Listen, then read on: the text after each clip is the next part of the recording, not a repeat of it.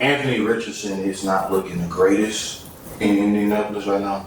He was in a position where he is extremely raw as a passer. Plus, he walked into a situation where he only played like 12 games. And like his entire time in Florida, he only played like less than a full season's worth of games.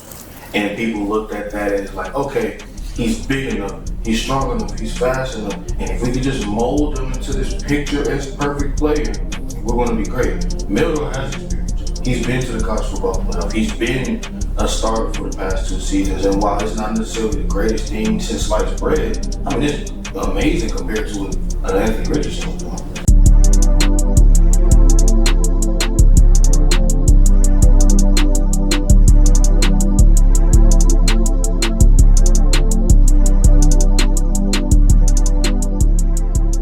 Are there any late round quarterbacks who could probably surprise some people?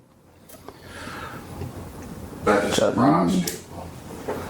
You already mentioned Tyler Show.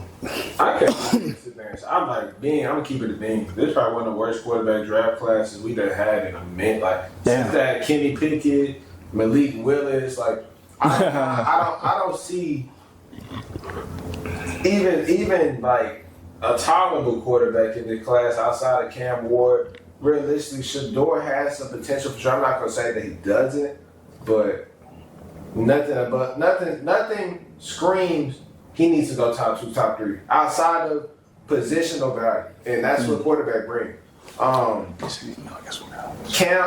Jackson Dart, in a sense, he can really get held based off of the Ole Miss reputation that it doesn't transition well to the league, aka Matt Corral, playing under Lane Kiffin. So I don't want to sit there and sound like a party pooper in the sense where I say that it's literally no quarterbacks. Dylan Gabriel, we can all admit that he's going to be a backup. Yeah. Like, we're not expecting him to go in there and be a team saver. Who's the quarterback out of Oregon? That's Dylan Gabriel. He might be day 3 if I'm being honest. Yeah, he's undersized guy. Average arm. They got lightning quick release. That's as big as that's. I can say I like Kyle McCord out of Syracuse. I was about to say, Kyle McCord. He's straight. Yeah, he has. If anybody in this class, I think he probably has some of the most unexpected upside. I'm not gonna say Miro. I can't say Miro. I won't say. There is no telling who the most dangerous athlete on the field is outside of him when he's on the field. So just that level of athletic ability and that dynamic alone kind of wants me to lean there. But he got to improve on his mechanics as far as like how he processes things, how he makes his decisions, how he throws the ball, and how he's able to, essentially rely on his mental aspects more than just his physical traits. And do you believe that Anthony Richardson kind of hurts his draft stock in the sense of he was a freak athlete. Yeah. He got drafted more of his variables and what he could be, and now he hasn't really lived up to it. We're going into year 3, and now we have somewhat of a similar mold of quarterback in Jalen Milroe with that elite level arm strength. Yeah, not extremely accurate, freak athlete, like a specimen, a physical specimen. Yeah, but you're not really sure if he got. I don't want to say that because that's just stereotypical. I think, but to answer your question, I don't think that it affects Milroe as bad because while Anthony Richardson is not looking the greatest in Indianapolis right now, he was in a position where he is extremely raw as a passer. Plus, he walked into a situation where he only played like 12 games. And like his entire time in Florida, he only played like less than a full season's worth of games. And people looked at that as like, okay, he's big enough, he's strong enough, he's fast enough, and if we could just mold him into this picturesque perfect player, we're going to be great. Milroe has experience. He's been to the college football playoff. He's been a starter for the past 2 seasons, and while it's not necessarily the greatest thing since sliced bread, I mean, it's amazing compared to what Anthony Richardson was doing. Pause. Are you subscribed to Check the Stat podcast, man? While we on this pause, you make sure you go on that YouTube link and you subscribe to Check the Stat podcast, or you gonna make my boy Omari sad, man. I'm gonna do something crazy. I mean, but we can argue that Alabama is, 5-star blue chip guys. Florida, they're not getting that same level of talent. So Milroe, in a sense, I don't feel like he had the same amount of responsibility that Anthony Richardson had at Florida. Obviously, that wasn't a good team. They wasn't competitive whatsoever. But we can't sit there and say that the quarterback situation really is a dire strength of Alabama. Obviously, it's a plus when they do have one.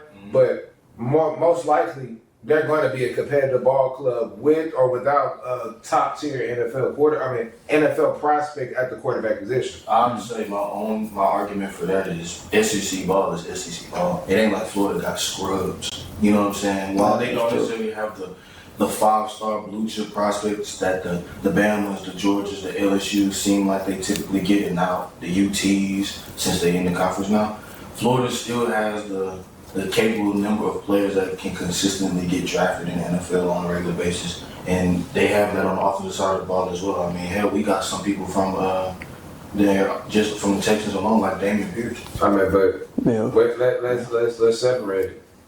Florida talent, Alabama talent. Can we all agree that there's some level of gap between even though they're both the same division, same conference, it's a different level of talent from Alabama blue chip talent to, let's say, a Vanderbilt or let's say a South Carolina. Like, obviously they're same conference, but they're not bringing in the same level guys. That's true. If that's the case, wouldn't you expect Anthony Richardson to do a better job of his carrying of Florida? Well, how they performed in that season? I don't even think they went 500. But no, that's what I'm saying. I'm saying Jalen Milroe went into a situation that's already, even if his play wasn't up to par, it's different aspects of the game, like the running game. Like, you have stud. I mean, who was Anthony Richardson's best weapon at Florida? Ricky Pearsall? That's really it. He was the weapon. Yeah, he was good, but I mean, let's be serious. I mean, was Ricky Pearsall a realistic dominant one at Florida? Or like, we looked at him like, damn, like that's a top tier premier receiver in college football when he was out there. He was making some plays, but we saying like we regarded him as a top tier prospect. Like we expecting no. And Ricky Pearsall is a good, obviously. That nigga nice, He was a good player for sure, but he nice. I'm just saying let's be realistic in a sense. Like that's like when Brian was on the Cavs back in the day, in a sense, and they were bad. He was good. Don't get me wrong, but we're not expecting him to do the same things that Paul Pierce is doing in Boston. Even though, like, at the time, people could have said they was close in talent. It's debatable, of course, at that time.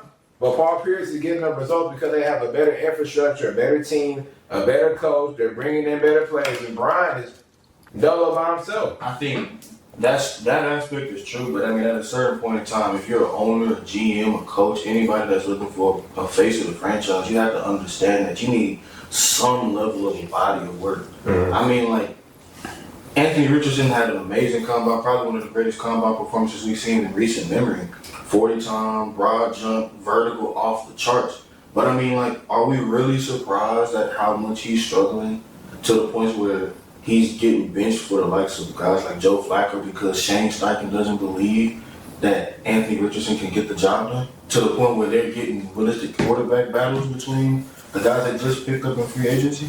Like, are we really surprised about that when we've seen that level of raw athleticism in Florida, but at the same time, none of that athletic stuff translate? Well, the athletic stuff can translate, but I mean, like, you're going against college athletes versus going against NFL athletes, then you got to develop that mental capability and your arm talent. When that arm talent didn't do much in college, it's not a guarantee you could do that in the NFL. I mean, Josh Allen was a project quarterback, but at least he had some experience at Wyoming. You could mold that. You could actually sit up and sculpt him into the player that he is today, which is an MVP winner. Anthony Richardson, you need way more time than just less than 15 games.